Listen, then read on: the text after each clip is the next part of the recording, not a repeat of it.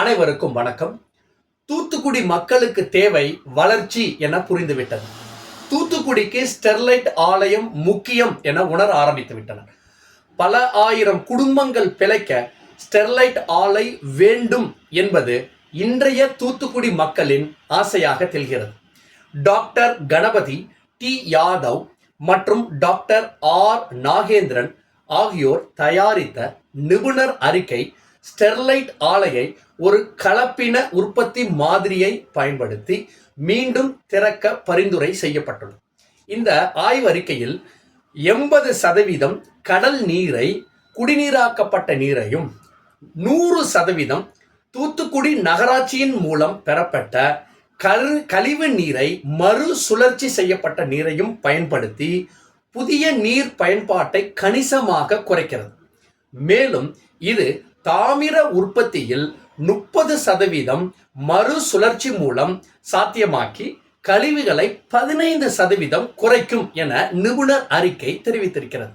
மனுதாரர்கள் மாநில அரசிடமும் மத்திய அரசிடமும் நிதித்துறையிடமும் ஆலையை மீண்டும் திறப்பது குறித்து தங்களுடைய நிலையை மறுபரிசீலனை செய்யப்பட வேண்டும் என்று மனுதாரர்கள் மனு அளித்திருக்கிறார்கள். மேலும் இது சமூகம் மற்றும் சுற்றுச்சூழல் நலனை மையமாக கொண்ட சமச்சீர் ஆதாரம் சார்ந்த முடிவை எடுக்க வேண்டும் என்பதே மனுதாரர்கள் கேட்டுக்கொண்டனர்.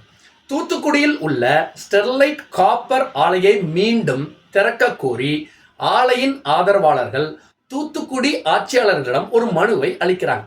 இந்த மனு நிபுணர் குழுவுல என்ன பரிந்துரை செய்கிறார்களோ அதன் அடிப்படையில் ஆலையை மீண்டும் திறக்க வேண்டும் என்று கூறுகிறார்கள்.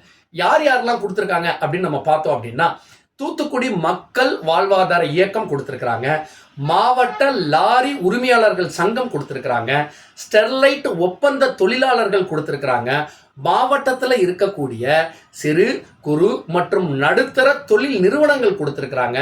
அவங்க மட்டும் இல்லைங்க, மகளிர் சுய உதவி குழுக்கள் கொடுத்திருக்கிறாங்க. இறுதியாக மீனவர் கூட்டுறவு சங்கங்கள் உள்ளிட்ட பல்வேறு அமைப்புகள் மாவட்ட ஆட்சியாளரை நேரில் சந்தித்து ஸ்டெர்லைட் ஆலை மீண்டும் எங்களுக்கு திறக்கிறதுக்கான மறுபரிசீலனை செய்யுங்கள் அப்படின்னு கொடுத்திருக்கிறாங்க. தூத்துக்குடி மக்களுக்கு தேவை வளர்ச்சி அப்படின்னு புரிஞ்சுக்கிட்டாங்க. தூத்துக்குடி ஸ்டெர்லைட் ஆலயம் முக்கியம் என உணர ஆரம்பிச்சிருக்கிறாங்க. பல ஆயிரம் குடும்பங்கள் பிழைக்க ஸ்டெர்லைட் வேண்டும் அப்படிங்கிறது தான் இன்றைய தூத்துக்குடி மக்களுடைய பெரிய கனவாகவும் ஆசையாகவும் இருக்குது. 20,000 பேர் வேலைகள் இதன் மூலமாக இழந்திருக்கிறார்கள். 500க்கும் மேற்பட்ட விற்பனையாளர்கள் பாதிக்கப்பட்டிருக்கிறாங்க. 400க்கும் மேற்பட்ட சிறு குறு நிறுவனங்கள் இதன் மூலம் பாதிக்கப்பட்டன. மக்களே சிந்தியுங்கள். நாட்டுக்காக இருக்கக்கூடிய ஸ்டெர்லைட் ஆலயம் மீண்டும் திறக்க வேண்டும் அப்படிங்கிறது தூத்துக்குடி மக்களுடைய தீர்வு அப்படிங்கிறது இதன் மூலம் நமக்கு தெளிவாக புரிகிறது.